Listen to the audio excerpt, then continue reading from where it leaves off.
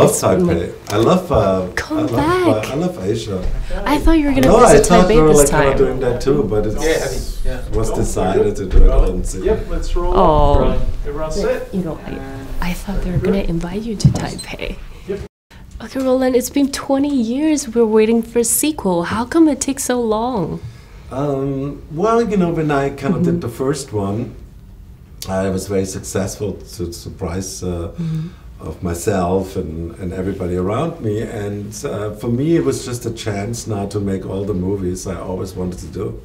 Right. And yeah, and it's like kind of just as a director, I really love original movies, you know. Right. And I know you don't like sequel. No, as a matter of fact, right? Really. That's why I also like kind of didn't really make a straight sequel because I just made a continuation after 20 years, and I even like kind of built in the 20-year anniversary of the War of '96. They call it in the film, Right. And it was fun that way. And also, I think technology had to catch up with my imagination. So.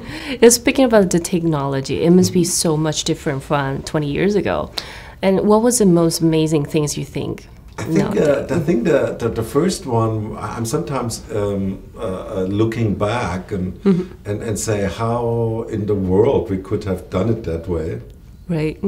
Because it was super complicated, that's why also there was not that many visual effect shots. Because they were so hard to do, you know. Right. And we didn't have that much money, so. But this time around we could do whatever we wanted because a computer can do whatever you want if you have the money to pay for it. And I've heard that 20 years ago you were using Puppet as the alien. Yes, the little aliens, they were like kind of sometimes this big with like kind of thing. And we had also and you make it like huge on screen. We had also big ones, wow. But it was very limited what you could do. But nowadays we're using CGI, right? Yes.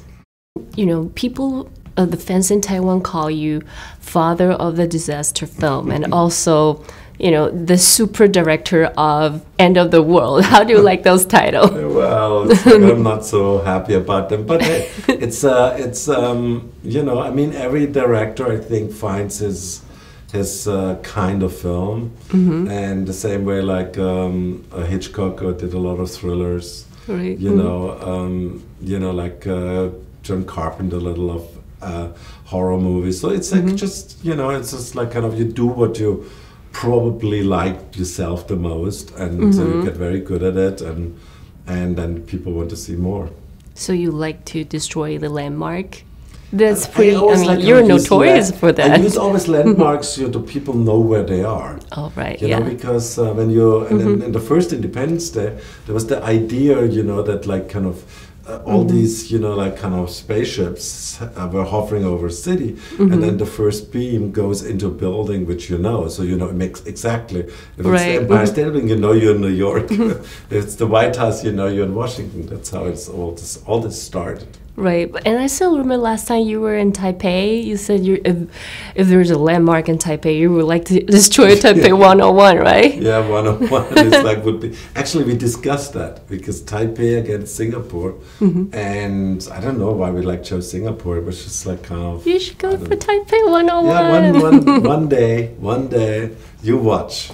Okay, that's a deal, okay. That's a promise we're looking forward to. I don't know why people were all excited about, you know, seeing all kind of landmark was destroyed by Roland. Yeah. That's your famous things. And what inspired you in the first place to make such, you know, disaster sci-fi movie? Because you start irrelevant, right? Well, I was look, it's like this. I always wanted to do an alien invasion movie, but then I said to myself, how can you make an alien invasion movie which was fresh and new? And then I kind of remembered, you know, like kind of that I love disaster movies of the 70s. Right. And then I said, maybe that's a good combination. Any you know, example? use the aliens as a disaster coming over us. And because of that, the ships had to be big. Right. Because of that, there had to be a lot of destruction. You know what I mean?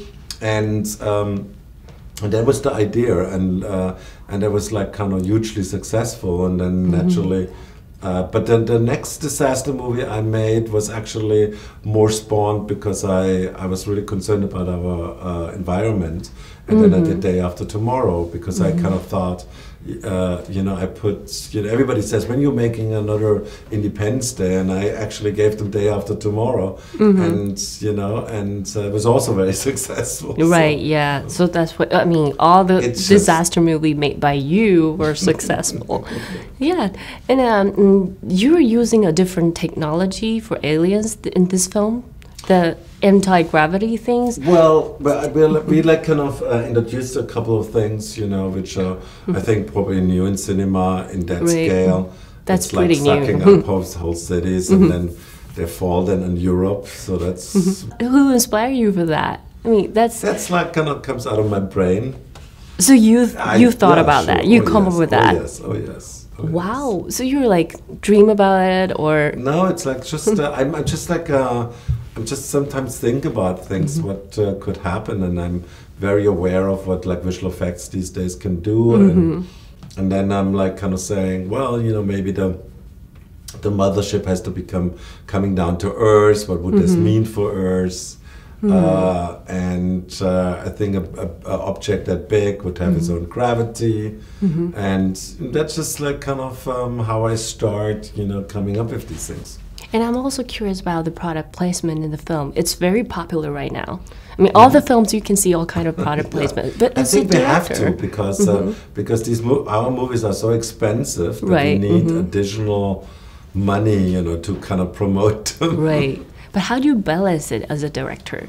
The storytelling, also the selling. A couple of things where I say this is like kind of not fits in my movie. But in the case what we did, we had, for example, cheap cars. I thought they were cool looking. We had Moon Milk in China. We had QQ. It's just like kind of we had Hamilton watch. Right. It's like all cool products, and it's fine. It doesn't hurt the film, and sometimes it very much helps the film. Yeah, and I think it tells the great story altogether.